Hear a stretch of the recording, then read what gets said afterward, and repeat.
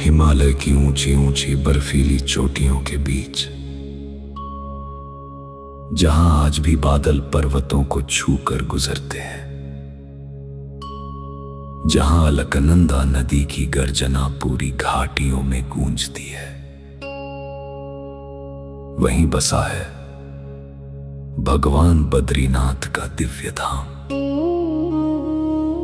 लेकिन बहुत कम लोग जानते हैं कि बद्रीनाथ कभी भगवान विष्णु का धाम नहीं था, क्योंकि हजारों साल पहले उस स्थान पर स्वयं भगवान शिव निवास करते थे। कहते हैं उस समय पूरा हिमालय दिव्य शक्तियों से भरा हुआ था। ऋषि मुनि दूर दूर से वहां तपस्या करने आते थे और उन्हीं बर्फीली वादियों के बीच भगवान भोलेनाथ गहरी समाधि में लीन रहते थे। ओम नमः शिवाय। लेकिन एक दिन हिमालय की उस शांति को किसी की रोने की आवाज ने तोड़ दिया।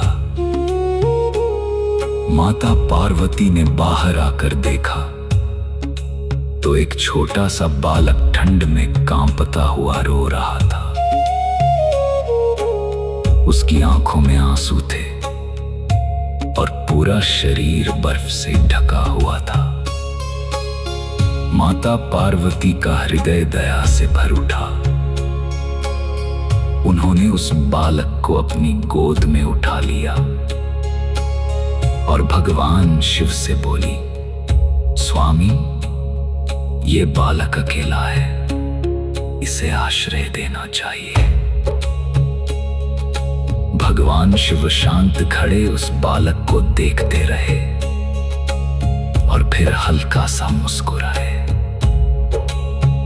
क्योंकि वे समझ चुके थे कि ये कोई साधारण बालक नहीं, स्वयं भगवान विष्णु थे। लेकिन महादेव ने कुछ नहीं कहा, क्योंकि वे जानते थे कि ये सब एक दिव्य लीला है। धीरे धीरे भगवान विष्णु उसी स्थान पर रहने लगे और फिर एक दिन वे गहरी तपस्या में लीन हो गए। अब पूरा हिमालय बदल चुका था। जहां पहले शिव की ऊर्जा थी, वहां अब श्री हरि विष्णु की तपस्या की शक्ति फैलने लगी। महादेव मुस्कुराए और वह स्थान भगवान विष्णु को सौंप कर वहां से चले गए। कहा जाता है, आगे जाकर जिस स्थान पर भगवान शिव तपस्या में लीन हुए, वह आज केदारनाथ धाम के नाम से जाना जाता है। और इसी कारण कहा जाता है कि केदारनाथ और बद्रीनाथ का संबंध केवल तीर्थों का नहीं, बल्कि स्वयं हरि और हर का है। लेकिन कहानी अभी खत्म नहीं हुई थी। अब भगवान विष्णु हिमालय की भयंकर ठंड में तपस्या कर रहे थे। दिन बीतते गए, महीने बीत गए और फिर साल भी बीत गए। बर्फ लगातार उनके शरीर पर गिरती रही। तूफान आते रहे, लेकिन श्री हरि अडिग बैठे रहे। कभी माता लक्ष्मी ने ये सब देखा। उन्होंने सोचा, मेरे स्वामी इस कठोर ठंड को कैसे सहेंगे। और फिर माता लक्ष्मी ने एक अद्भुत रूप धारण किया। वे बद्री वृक्ष यानी बेर के पेड़ में बदल गईं। उन्होंने भगवान विष्णु को चारों ओर से ढक लिया, बाकी हिमपात और बर्फीली हवाएं उन्हें छू भी ना सके। सदियां बीत गए और जब भगवान विष्णु ने अपनी आंखें खोली तो उन्होंने देखा कि माता लक्ष्मी अब भी उसी वृक्ष के रूप में उनकी रक्षा कर रही है। भगवान विष्णु भावुक हो उठे। उन्होंने कहा, हे देवी, तुमने हर कठिनाई में मेरा साथ दिया।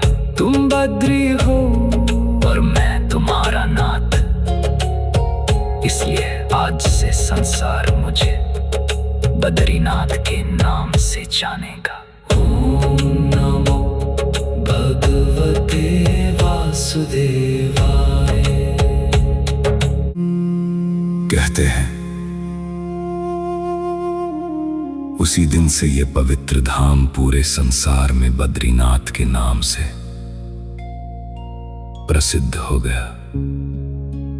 समय बीतता गया, युग बदलते गए, लेकिन हिमालय की उन वादियों में भगवान विष्णु की तपस्या की ऊर्जा आज भी महसूस की जाती है। आज भी लाखों श्रद्धालु कठिन यात्राएं करके बद्रीनाथ धाम पहुंचते हैं, क्योंकि लोगों का विश्वास है कि यहां आने मात्र से मन को शांति और आत्मा को दिव्यता का अनुभव होता है। रात के समय जब मंदिर के कपाट बंद हो जाते हैं तो वहां एक अलग ही रहस्यमयी शांति महसूस होती है। स्थानीय लोग मानते हैं कि उस समय स्वयं देवता बद्रीनाथ धाम में पूजा करने आते हैं। शायद इसी कारण बद्रीनाथ सिर्फ एक मंदिर नहीं, बल्कि आस्था, तपस्या और त्याग का जीवंत प्रतीक है। और जब हिमालय की वादियों में जय बद्री विशाल की गूंज उठती है तो ऐसा लगता है मानो आज भी भगवान विष्णु वहीं तपस्या में लीन हो। जय बद्री विशाल।